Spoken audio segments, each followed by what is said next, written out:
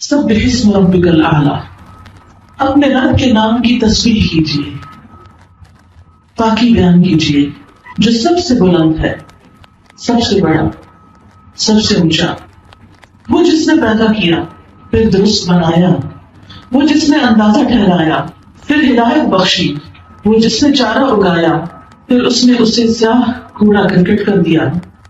سبح اسم ربک الاعلی، اپنے رب اعلیٰ کے نام کی تسبیح کیجیے۔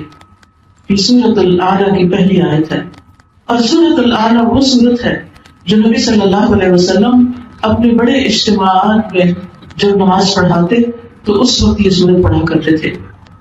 نعمان بن بشیر کہتے ہیں کہ رسول اللہ صلی اللہ علیہ وسلم عیدین اور جمعہ میں سبح اسم ربک الاعلی اور حل اتاک حدیث الغاشیہ پڑھا کرتے تھے، اور کہتے ہیں کہ جب عید اور جمعہ ایک دن جمع ہو جاتے تو ان دونوں سورتوں کو ہی نمازوں میں پڑھتے، یعنی انہی کو ریپیٹ کرتے تھے، یعنی زیادہ لوگوں کے اندر اپنے رب کی تسبیح بیان کرتے۔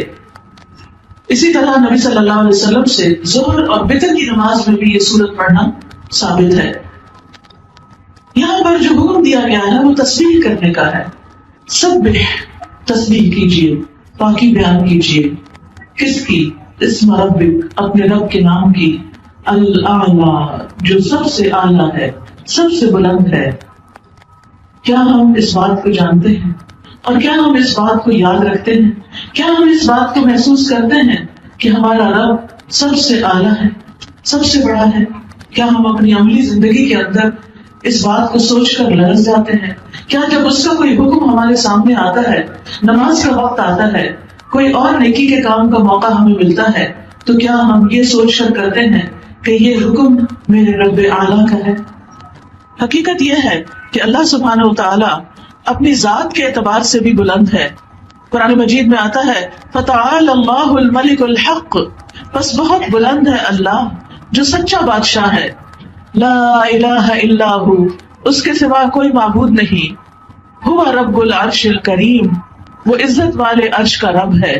اللہ سبحانہ وتعالی اپنی ذات کے اعتبار سے بھی بہت بلند اور اونچا ہے، وہ عرش پر مستوی ہے۔ یہ جو ہم کہتے ہیں نا کہ اللہ تعالیٰ میرے دل کے اندر ہے، تو اس کی یاد تو ہمارے دل کے اندر ہے، لیکن اللہ کی ذات کہاں پر ہے؟ عرش پر۔ اور عرش کہاں ہے؟ عرش تمام مخلوقات کی چھت ہے، ساری کی ساری اللہ کی کریشن اس عرش کے نیچے آتی ہے، اور عرش پانی پر ہے، اور پانی سارے آسمانوں کے اوپر ہے، اور اللہ تعالیٰ عرش پر بلند ہے۔ ساتوں آسمان ہم سب جانتے ہیں کہ جیسے یہ ہمارا آسمان ہے یہاں جس کو ہم دیکھتے ہیں، اس کے بعد ایک اور آسمان ہے، پھر ایک اور آسمان ہے، پھر ایک اور آسمان ہے، پھر ایک اور آسمان ہے، پھر ایک اور آسمان ہے، پھر ایک اور آسمان ہے، یعنی 7 آسمان طے بطے ہیں۔ قرآن مجید میں آتا ہے الم تروا کیف خلق اللہ 7 سماوات طباقا، کیا تم دیکھتے نہیں کہ اللہ نے کس طرح 7 آسمانوں کو طے بطے پیدا کیا، ایک کے اوپر ایک۔ اور پھر آپ دیکھیے کہ آسمانوں کے بعد جنت ہے، یعنی 7 آسمانوں کے اوپر جنت ہے، اور جنت کے 100 درجے ہیں، اور ہر درجے کا درمیانی فاصلہ اتنا ہے جتنا زمین اور آسمان